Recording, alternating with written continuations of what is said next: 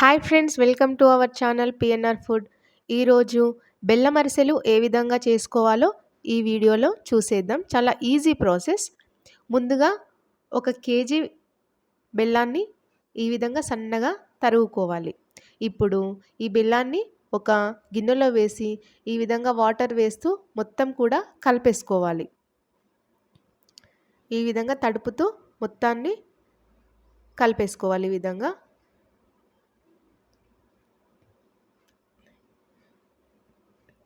చిన్న చిన్నగా తరిగినాం కాబట్టి వాటర్ వేస్తే ఈజీగా మెల్ట్ అయిపోతుంది.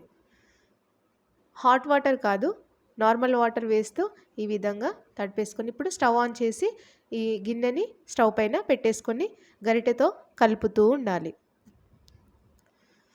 ఈ విధంగా కలుపుతూ ఉండలు లేకుండా మొత్తం కూడా మిక్స్ చేసుకోవాలన్నమాట. చూడండి ఏ విధంగా నురుగొస్తుందో.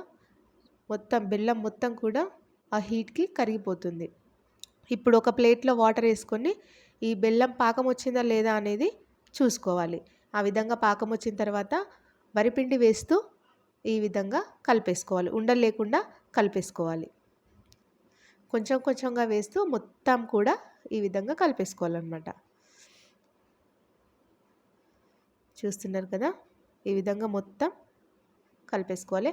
1 కేజీ బెల్లం తీసుకున్నాం కాబట్టి 1.5 కేజీ వరిపిండి. అదంటే ఫస్ట్ బియ్యాన్ని నానబెట్టి నైట్ అంతా నానబెట్టి మార్నింగ్ పిండి ఆడించి తెచ్చుకున్న పిండి అన్నమాట. అది మాత్రమే వేసుకోవాలి, నానబియ్యం పిండి. ఈ విధంగా మొత్తం కూడా మిక్స్ చేసేసి చల్లారనిచ్చుకోవాలి మూత పెట్టేసి. ఇప్పుడు ఇది చల్లారిన తర్వాత కవర్ తీసుకొని కవర్ పైన ఆయిల్ వేసి కొంచెం పిండి తీసుకొని ఈ విధంగా ప్రెస్ చేసుకోవాలన్నమాట. సన్నగా ఆయిల్ వేస్తూ ప్రెస్ చేసుకోవాలి.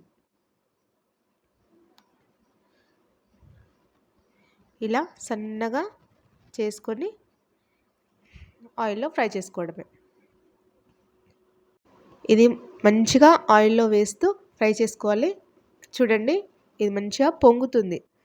ఇలా పొంగు వస్తే పూరీలా పొంగుతుంది కదా, ఈ విధంగా మంచి గోల్డెన్ కలర్ వచ్చేంత వరకు మంచిగా వేయించుకొని దీన్ని ప్రెస్ చేసి బౌల్లో వేసుకోవాలన్నమాట. ఆయిల్ అంతా కూడా ప్రెస్ చేసేసి బౌల్లో వేసుకోవాలి. ఖచ్చితంగా ఇది బౌల్లో వేసుకున్న తర్వాత మూత పెట్టుకోవడం మర్చిపోకండి, ఎందుకంటే గాలి తగిలితే తొందరగా గట్టి పడతాం అన్నమాట. పిండి మొత్తం కూడా కవర్ పైన ఆయిల్ వేస్తూ చిన్న చిన్న ఉండలుగా తీసుకొని ప్రెస్ చేస్తూ ఆయిల్లో ఫ్రై చేసుకోవడమే అన్నీ కూడా. ఈ విధంగా పొంగుతూ చాలా టేస్టీగా, పైన క్రిస్పీగా లోపల స్వీట్గా చాలా బాగుంటుంది. చాలా ఈజీ ప్రాసెస్ కూడా. నేను చెప్పినవన్నీ ఫాలో అయ్యి చేసుకోవచ్చు.